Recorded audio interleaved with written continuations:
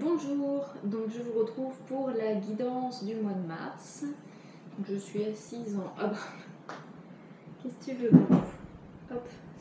En bout de chaise puisque Poussin et Boublipus ont décidé de squatter mon fauteuil.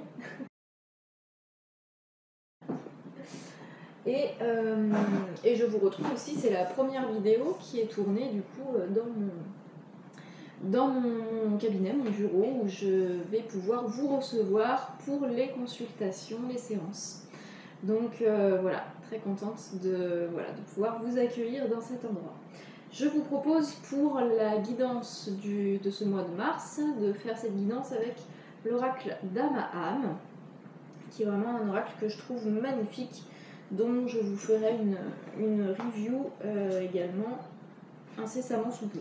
Donc on va voir quelle est la carte qui veut donc se présenter pour nous parler de ce mois de mars, des énergies du mois de mars, des conseils, de la guidance. Ah bah voilà, ça y est, elle est apparue. Alors, hop, et c'est la carte qui parle de la résilience.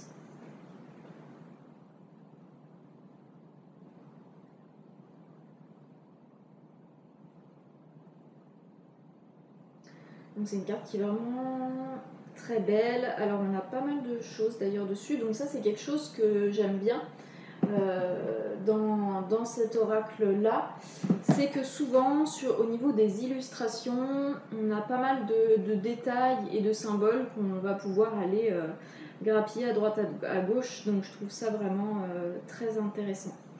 Donc on parle de résilience, donc bien sûr on a l'image du phénix, donc c'est laisser aller, vraiment, d'ailleurs pour moi ça rejoint bien l'énergie du coup du mois de mars où on va vraiment être sur la fin de l'hiver et le printemps qui débute.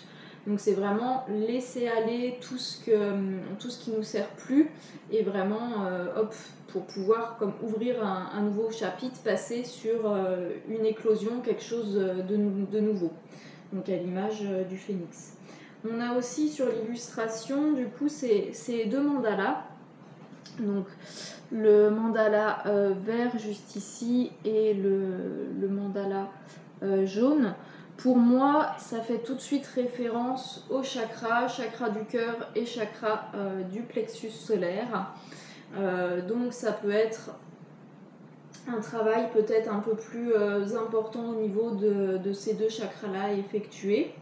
Ça peut être, alors là je vais pas forcément en parler dans cette vidéo parce que ça serait pour ce qui est des chakras du cœur, chakra du plexus solaire, je vous invite à aller regarder sur internet un peu plus en détail ce qui correspond à chaque chakra. Du coup, quels sont les organes qui sont reliés, la couleur, le son, l'élément. Il y a beaucoup de choses qui sont reliées du coup au chakra. Quelles sont les notions qui sont en lien avec un chakra du cœur et du plexus solaire qui sont bien équilibrés, quelles sont les notions quand ils sont plutôt en déséquilibre. Donc ça peut être des choses intéressantes à aller regarder et voir du coup individuellement ce qui vous parle. En chakra du cœur, on va être sur le cœur, tout ce qui est l'amour et tout ça. C'est aussi le chakra qui est au milieu, donc c'est vraiment le chakra central qui est au milieu il en a 3 au-dessus, 3 en dessous. Donc ça va être, c'est aussi celui qui a cette notion d'équilibre. Donc le chakra numéro 3 qui est au niveau du... Hop là, bambou. Ne fais pas de bêtises, petit cœur. Donc le chakra du plexus solaire, c'est un chakra qui va être relié notamment à tout ce qui est au niveau de la digestion, organes digestifs, et c'est aussi le chakra de la manifestation. Donc manifestation, donc voir qu'est-ce que vous avez envie de voir se manifester dans le concret.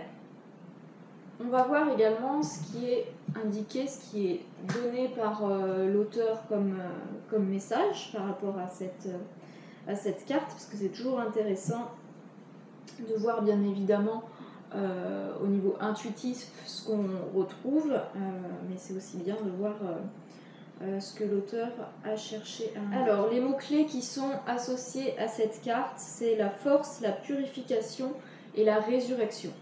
Donc, on est donc sur un chemin de croissance spirituelle. Ça nous parle de la magie et de la puissance qui réside en chacun de nous et la possibilité de dominer l'infortune. Donc, la résilience, c'est cette capacité à rebondir, à laisser aller, à lâcher prise aussi sur les choses un peu moins confortables qui peuvent nous arriver, et de ne pas focuser dessus, de ne pas s'accrocher à ça. Ça permet du coup de pouvoir plus rapidement passer à la suite. Alors, on nous parle donc d'un voyage au sein de notre intériorité. Cette carte appelle à laisser s'en aller une part de soi, donc en effet la partie de nous, la version de nous qui a vécu certaines expériences, qui a pu en tirer des leçons. On est invité du coup à laisser aller ça, comme un petit peu, moi ça me fait une sorte de résonance avec la carte du serpent qu'on peut avoir dans l'oracle du peuple animal. Où on a du coup cette image du serpent qui va faire peau neuve, en fait, qui fait sa mue et qui va donc laisser derrière lui son ancienne peau pour partir sur quelque chose de nouveau. Donc pour moi il y a un peu cette énergie là qui est présente. D'ailleurs je suis en train de me demander si l'an dernier, pour la guidance du mois de mars de l'an dernier, c'était pas la carte du serpent justement qui était apparue. Ça serait marrant du coup. Mais sans pour autant...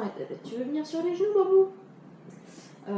Mais pour autant, ça, du coup, le mois de mars, par rapport à son positionnement dans l'année, dans les saisons, c'est un mois qui en effet prête bien à ce type d'énergie et de vibration.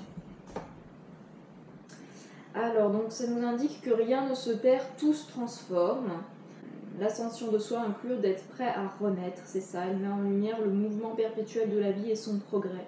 On parle de métamorphose. Il n'est plus question de fuir ou d'être dans le repli, mais au contraire, de vous découvrir en conscience pour renaître. Donc, c'est ça. Je la trouve pertinente, cette phrase-là. Enfin, pour moi, elle nous fait un tilt. Il n'est plus question de fuir ou d'être dans le repli, mais au contraire, de vous découvrir en conscience pour renaître. Donc, c'est d'avoir conscience, justement, de ces schémas, de nos parts sombres, de nos difficultés, de tout ce qui peut nous bloquer, avoir conscience aussi du chemin qu'on a parcouru, de l'évolution qu'on a fait. Et au lieu du coup de se laisser bloquer, de se laisser un petit peu paralyser par nos peurs, au lieu d'être dans le repli ou dans la fuite, au lieu de faire autruche ou quoi, là on nous invite vraiment à prendre le plein pouvoir et à renaître. Du coup, le fait d'avoir tout ça en conscience, on est dans cette énergie du phénix qui vient pour renaître. Très belle carte du mois de mars, la résilience, tout un programme est très beau. Et d'ailleurs je vais vous montrer le dos des cartes parce que je le trouve aussi pertinent. Là en fait j'étais en train de le regarder et pour moi je trouve qu'il va bien aussi par rapport à cette énergie du coup de transformation. C'est un papillon avec un joli mandala autour. Donc ça peut être l'étape suivante. L'étape suivante après la résilience, pour pouvoir être pleinement, finir pleinement la transformation, accéder au chapitre suivant. Donc voilà pour la guidance de ce mois de mars. Je vous souhaite une très bonne journée, soirée et un excellent mois de mars.